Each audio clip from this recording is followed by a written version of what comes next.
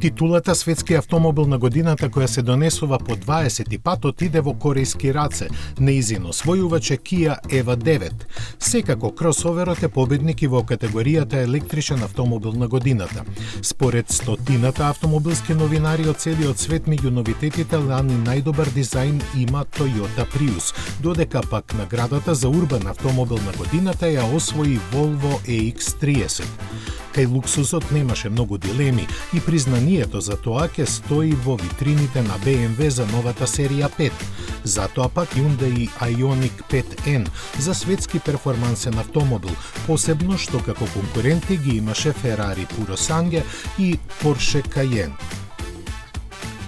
Забележливо е што меѓу сите победници само Prius не е целосно електричен, додека серијата 5 има и електрични и бензински верзии.